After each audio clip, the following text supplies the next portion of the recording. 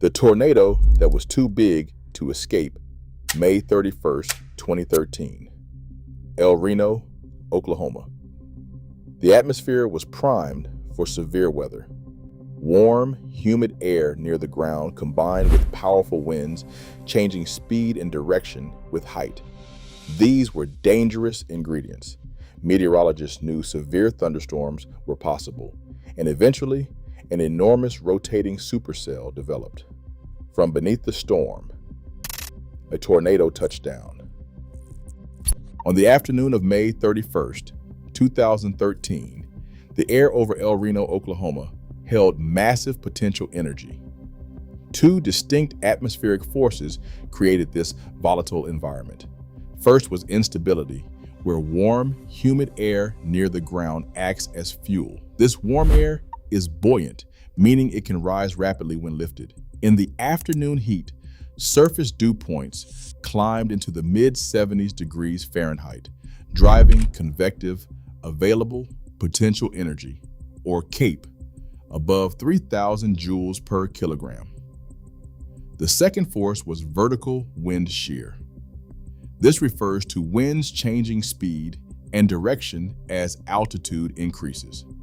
On this day, low-level winds veered and accelerated, ready to spin those rising air currents into rotating storms. Meteorologists at the Storm Prediction Center and the local National Weather Service office in Norman actively monitored these building ingredients.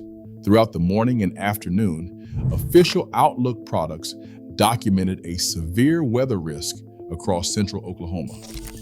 By 3:30 p.m., forecasters issued a particularly dangerous situation tornado watch, warning of the potential for intense, long-track tornadoes. Yet, recognizing a highly volatile regional environment is different from anticipating the exact behavior of a single yet-to-form storm. Forecasters possessed a clear picture of the regional danger, but how this specific system would develop remained unknown. Near Reno, a dry line collided with a warm front, forcing humid surface air rapidly upward. Low-level winds converged, spinning these rising currents into a massive, organized supercell. Within the parent storm, a broad, rotating column of air, the mesocyclone, took shape. Operational radar detected this rotation tightening near the ground at 5:51 p.m. Inside this rotating structure, the spin concentrated, narrowing into a smaller, violent vortex. Air rushed inward at accelerating speeds. At approximately 6:03 p.m., this vortex reached the soil. The Reno tornado had touched down. Once on the ground, this was not a single clean funnel. The visible condensation cloud represented only a portion of the actual hazard, masking a massive rotating wind field. Inside this broad circulation, smaller, intense vortices spun around the center. Radar analyses identified as many as 24 of these subvortices during one brief interval, each acting as an independent vortex. The National Weather Service officially measured the maximum width of this circulation at 2.6 miles, or about 4.2 kilometers, making it the widest tornado ever documented in the United States. To understand this scale, the invisible, rotating wind field was wider than 38 football fields laid end to end. For roughly 40 minutes, this massive system moved across the land, carving a 16.2-mile path where the real danger extended far beyond what eyes could see. Mobile radar platforms, including the Doppler on wheels and the rapid scanning RAGS pole system, tracked this transition in real time.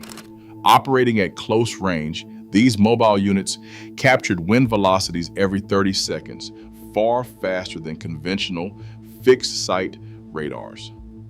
The resulting data revealed a complex system where the parent supercell's broad, 8-mile mesocyclone quickly condensed, reorganizing its massive rotational energy into the localized tornado-scale wind field. Afterward, investigators paired these high-resolution radar scans with aerial photography, LIDAR-derived surface models, and storm chaser video. This photogrammetry mapped the physical damage directly to specific wind vectors, revealing a highly fluid, shifting structure. At 6:28 p.m., the National Weather Service issued a localized tornado warning. Yet these operational alerts could not map the exact boundaries of the wind. A warning polygon outlines a broad area of concern rather than a precise edge. Standard radar scans were separated by up to 5 minutes, leaving dangerous gaps as the storm evolved between updates. Because the radar beam rises with distance, it overshot the ground-level winds entirely. Obscured by heavy rain and wrapping debris, the center remained invisible to those nearby. These warnings and visual sightings became incomplete guides as people on the road faced immediate choices to flee or shelter. The resulting congestion on the roads proved lethal.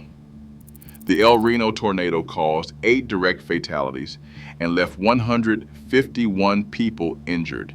Every single death occurred inside a vehicle, revealing the extreme vulnerability of those caught on the highway.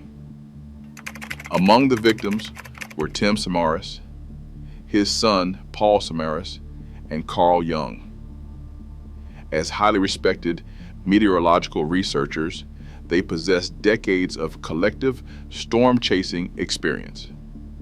Yet, when the massive circulation rapidly expanded and shifted direction, even their vast experience and specialized radar tools could not secure a safe escape.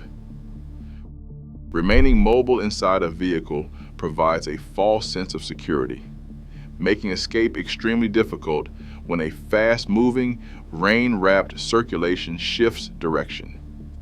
In these high-risk situations, receiving a warning is not the same as having immediate access to a sturdy shelter. Awareness alone does not guarantee safety. Waiting to see a clearly defined funnel before acting often means waiting until it is too late. Real protection requires abandoning the road immediately and seeking a solid building or underground space, rather than relying on mobility to outrun the wind.